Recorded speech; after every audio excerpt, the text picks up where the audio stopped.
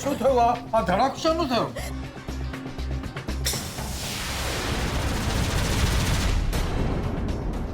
દાદાજી ખબર નહીં, હું લાઈટો ચાલુ કરવા ગઈ અને આવું થઈ ગયું. જુઓ. શું થયું? શું થયું? આ ધમાકો શેનો હતો? ખબર નહીં, શૂટિંગ રૂમમાં અચાનક જ ધડાકો થયો. એક મિનિટ મને જોવા દો.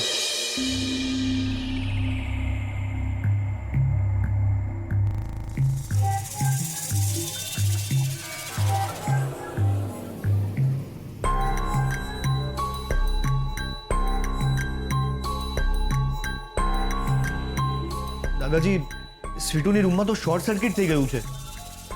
વાયર્સ બધા બળી ગયા છે. છોટુ બેટા, તું ઠીક તો છે ને? હા દાદાજી. હા, અત્યારે કોઈ પણ વ્યક્તિ આ રૂમમાં નહીં જતા. કરંટ લાગી શકે છે. એ સ્વીટુ, હમણાં તું હવે અહીંયા નહીં રહેતી.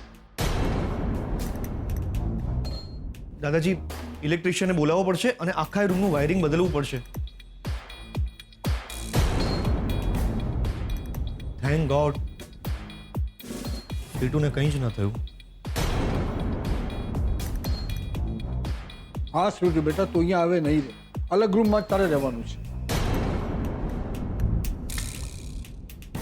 સ્વીટુ, તારી રૂમ તો છે જ ને?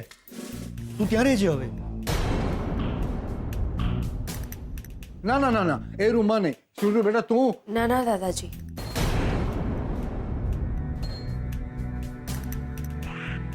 આમની વાત સાચી છે. હું એ જ રૂમમાં રહીશ. એમ પણ હું પહેલા ત્યાં જ રહેતી હતી ને. બરાબર છું હું ત્યાં. અરે પણ બેટા, એ રૂમ તો નોકર ચાકર માટે છે.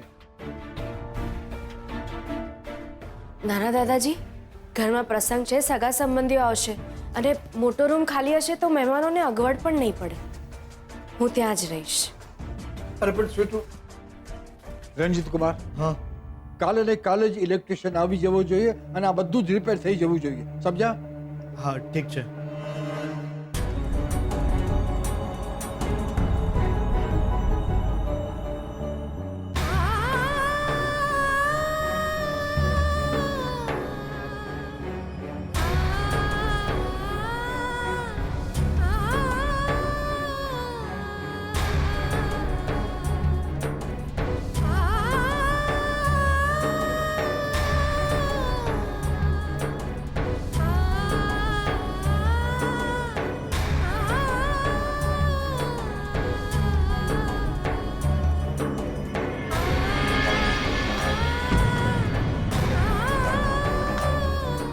મારી આટલી બધી ચિંતા કરવા માટે તમારો ખૂબ ખૂબ આભાર રણજીત ફુવા.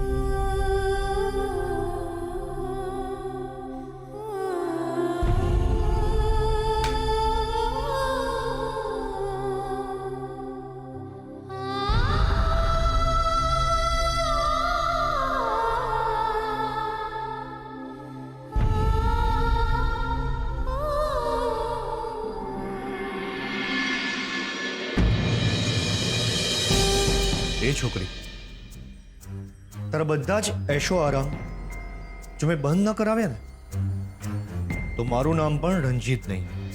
હવે હું તને તારી ઓકાત બતાવીને જ રહીશ. જો તું